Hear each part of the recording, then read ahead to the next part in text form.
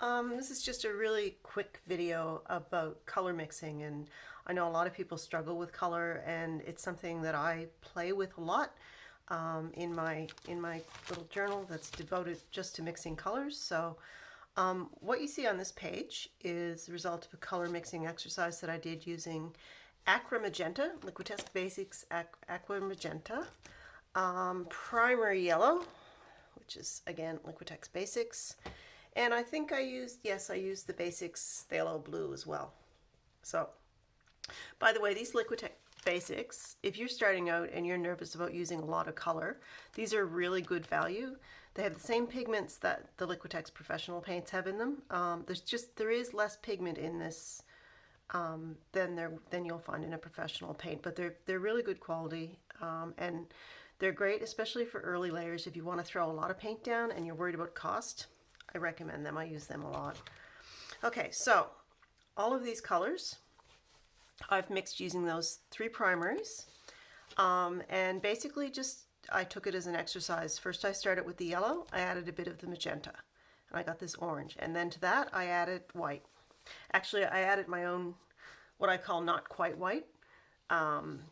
It's white gesso actually, and in it I put a little bit of a warm yellow and a little bit of a cooler yellow. So a warm yellow being yellow ochre, yellow oxide, something like that, and then the cooler yellow would be lemon yellow or even the primary yellow. And I mix very small amounts to turn it just off white, but you'd get similar results with a pure white.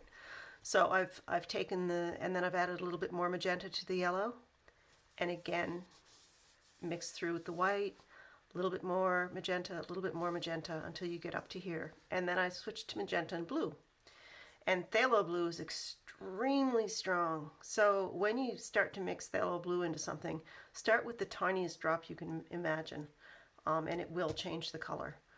Now, these are all really, really bright saturated colors, and each of them is made with, well, they're less saturated when you add the white, of course, but very, very strong secondary colors. And each of them is made using two of my colors, plus for the first row, and then plus the white through here.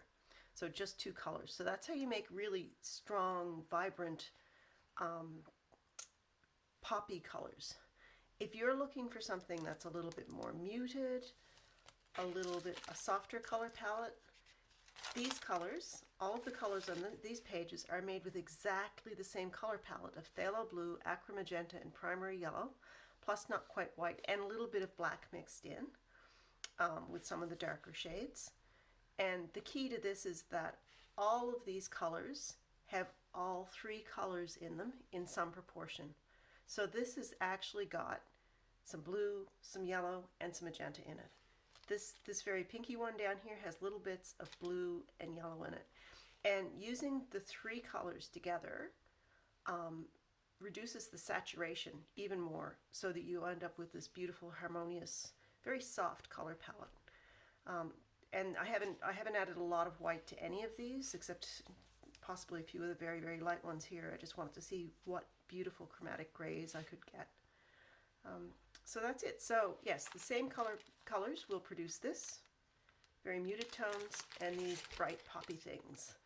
So you don't need a huge range of tubes of color in order to mix and produce colors that you like, no matter, what type of color you're looking for. You just need to understand how each color will interact with the others.